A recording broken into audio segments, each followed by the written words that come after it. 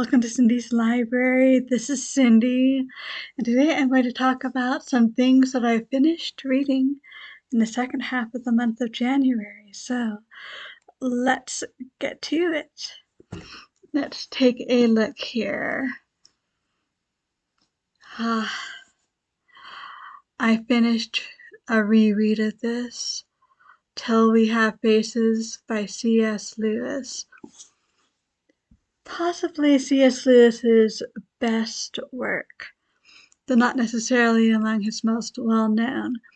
It is basically his retelling of the Cupid and Psyche story. Psyche is basically sacrificed to a god, not knowing it's Cupid. Cupid falls in love with her instead, except his mother Venus is jealous, so he doesn't allow Psyche to ever see him. So they only meet at night, basically. Psyche's sisters are jealous and talk her into looking at Cupid, give her a candle. That turns out disastrously, and Psyche has to go on this long journey, doing what Venus says, impossible tasks. So that's the basic story of Cupid and Psyche, but Lewis does it from the perspective of one of the sisters. In this case, her name is Roal. And it really is probably the best thing C.S. Lewis ever wrote, but it is not for the faint of heart. You do need to stick with it because the ending is absolutely wonderful and turns it all around. But Roal basically says, as an old woman, she is writing this as her complaint against the gods. So, not the happiest of reading to start with. But there are some good things in here too. Good times, I should say. Tons of good things if you are willing to do the work for it. I quite enjoyed my reread.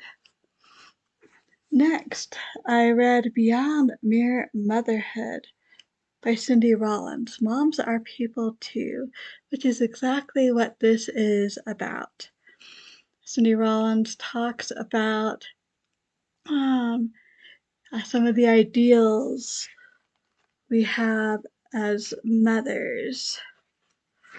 The thinking mother, the contemplative mother, the natural mother, the active mother, the creative mother, the beautiful mother. All 10 of these are things mothers aspire to. So she talks about some of background behind each of them, the aspirations, the reality, one or sometimes two women she knows that seem to exemplify that one, because just like children are born people, so are mothers. Mothers are more than just being mothers. They are persons too. So I enjoyed reading that. Then I read The Taming of the Shrew by William Shakespeare. It's been a while since I have read this. I'd forgotten about some of Kate and Patricio's interaction. And also forgotten some of the ridiculousness with the three suitors for Kate's younger sister, Bianca.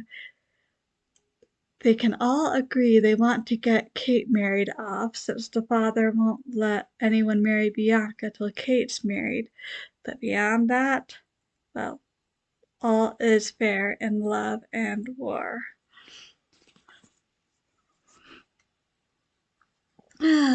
This one I technically finished yesterday, which is February 2nd, but close enough, I say, since I've been working on this so long. Three Musketeers, tales of high adventure and romance in both sense of the word. Uh, Dumas' classic tale of a young man coming to Paris wanting to become a musketeer, the friends he makes, especially Athos, Porthos, and Aramis, the trouble he and they all get in, the enemies they make, including Cardinal Rochelle. Gotta love their friendship. And gotta love to hate Lady de Winter. She is one of the best villainesses ever. And the ending is surprisingly poignant for what starts out as an adventure story.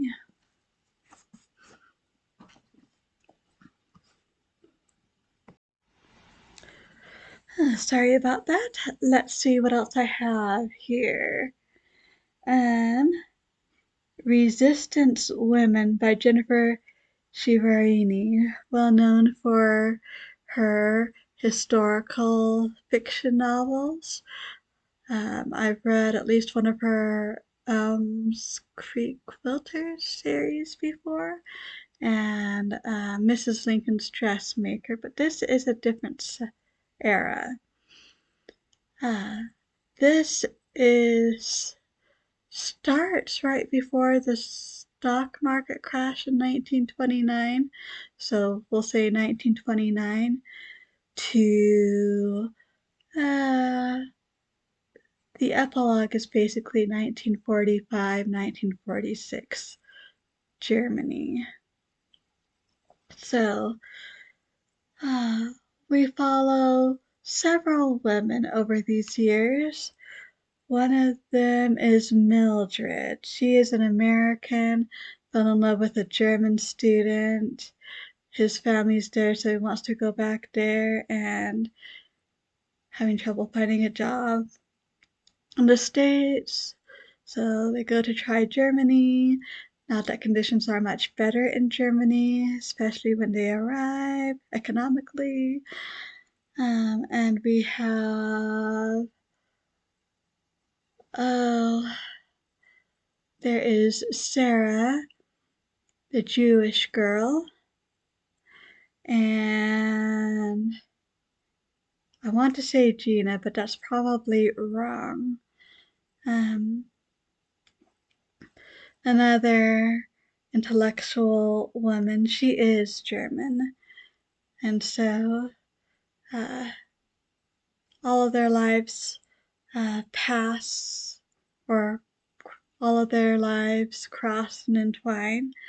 And we also meet Martha Dodds, the American daughter of American ambassador.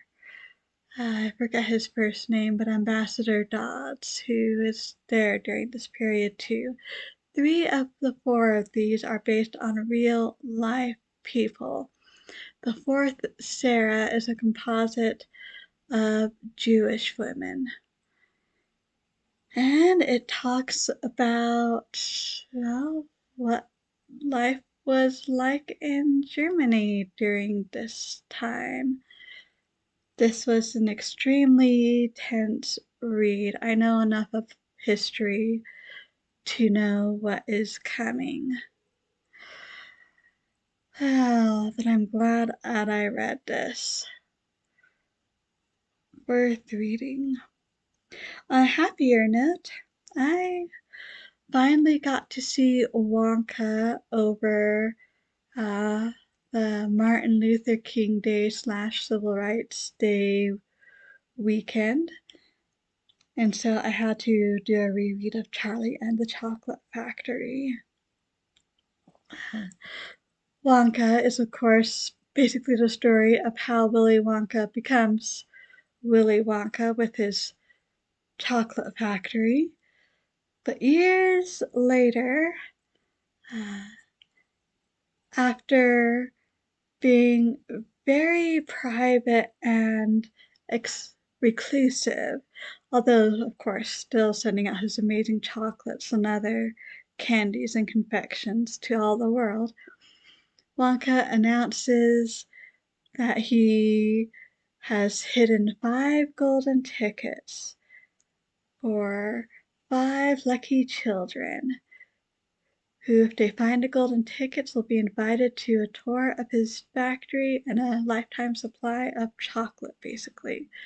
So, and of course, one of them is the story's hero, Charlie, who comes from a very poor family, but miraculously does indeed find a golden ticket, and things go on from there. I can see why it's a children's classic. Very, very fun. And I also read They Do It with Mirrors by Agatha Christie, the next Miss Marple. Now, this one is an interesting one. Up till now, we have had Miss Marple, sometimes more in stories, sometimes less in stories, but never from her perspective and never throughout the whole story. But They Do It with Mirrors. She's there basically the whole story. And we spend some time in her perspective too. Miss Marple is visiting a friend who tells her that she's very worried about her sister, who's also a friend of Miss Marple's, and she can't put her finger on why. So Miss Marple agrees to find an excuse to go to the sister's house and stay for several weeks and hopefully figure out what is making the original sister so uneasy. And so Smarful arrives at the house and she quickly discovers a number of things. One, the house is a former manor, basically. I guess it's kind of still a manor. But on its premises is basically a kind of school institution for delinquent young men. You see, the sister and 2 of her 3 husbands have been extremely into philanthropy and finding causes and things like this. And this is what husband number 3's cause is, helping delinquent young men. So there is that going on, which creates tensions within the main house because, well, not all of the other relatives are happy about this arrangement, and there's plenty of things going on between them too. Like, the granddaughter, the granddaughter of the sister, her mother was the adopted daughter, and she was the one always with affection lavished on her, not the plain natural sister. So there's tensions there. This granddaughter has recently married. Family's not sure they like the husband. In the meantime, she's flirting with her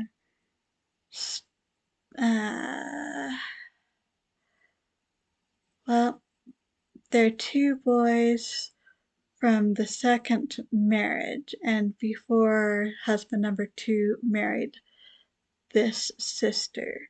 So they aren't actually related, but they grew up together. So that's creating tensions. Some people think the companion bosses the sister around way too much. And then son from, I don't know, he's not the sister's son either, but he is from the first husband's first marriage. So he shows up, throws more wrenches into the works. All of these currents going around, none of which are obviously dangerous per se, but something could go off at any moment with all of this going on. Of course, something does go off, and Miss Marple has to help solve it. Oh, I love Poirot, but I'm becoming a Miss Marple fan. I'm glad I'm reading her books now. Oh, that was my reading for the second half of January. How's your reading for the second half of January, or for all of January? Anything stand out to you? Love to hear about it. Thank you so much for stopping by. Truly do appreciate it. So until next time, I hope we all stay safe and healthy. And as always, happy reading.